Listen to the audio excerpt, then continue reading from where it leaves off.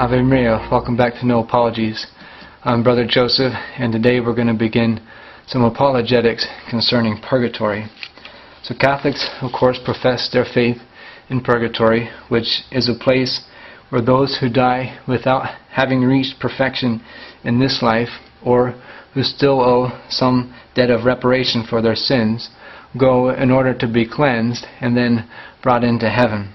So it's a place of suffering where the effects of sin are purged and the punishment due to sin is paid. So in order to defend purgatory well, we have to be able to make two distinctions. And the first is between guilt and punishment. Does God forgive the guilt of our sin, but still require some kind of reparation or punishment on account of that sin? And we have an answer to that question from Scripture, the second book of Samuel, chapter 12, verse 13 through 14. After King David has just committed his sins of idolatry and murder, the prophet Nathan comes to him. And David says to Nathan, "I have sinned against the Lord." And Nathan said to David, "The Lord has put away your sin. You shall not die. Nevertheless, because by this deed you have utterly scorned the Lord, the child that is born to you shall die." So God forgave David's sin, but still required reparation in the form of some kind of suffering. And the second distinction is between mortal and venial sin. St. John teaches us that there are different degrees of sin, a deadly sin and a sin that is not deadly.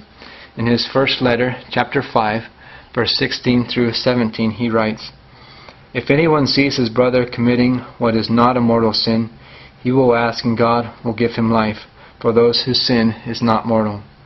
There is sin which is mortal. I do not say that one is to pray for that.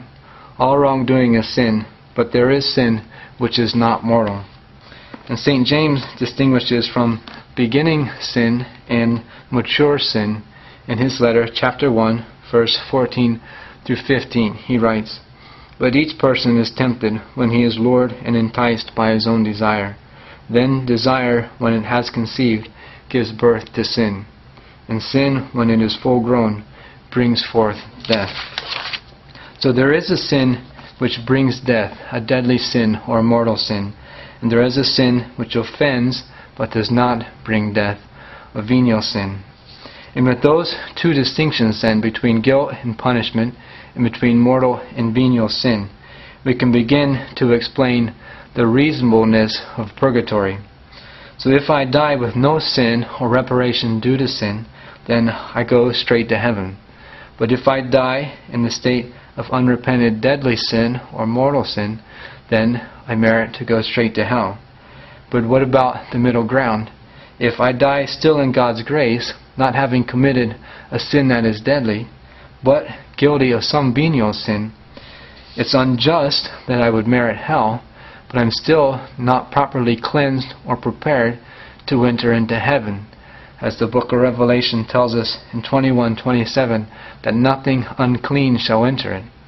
So the situation demands then that there be a middle place, a purgatory, where the cleansing or the purging can happen. Now, Father Chacon and Mr. Burnham quote from two non-Catholics who themselves believed in purgatory. The first is Samuel Johnson, who, when asked what he thought of the Roman Catholics' belief in purgatory, he responded, "Why, sir, it's a very harmless doctrine. They are of the opinion that the generality of mankind are neither so obstinately wicked as to deserve everlasting punishment, nor so good as to merit being admitted into the society of blessed spirits, and therefore that God graciously is pleased to allow a middle state, where they may be purified by certain degrees of suffering. You see, sir, there is nothing unreasonable in this." And the second is from C.S. Lewis, who wrote, "Our souls demand purgatory, don't they? Would it not break the heart if God said to us, 'It's true, my son, that your breath smells and that your rags drip with mud and slime, but we are charitable here, and no one will upbraid you with these things, nor draw away from you. Enter into the joy.' Should we not reply, 'With submission, sir, and if there be no objection, I'd rather be cleansed first. It may hurt, you know.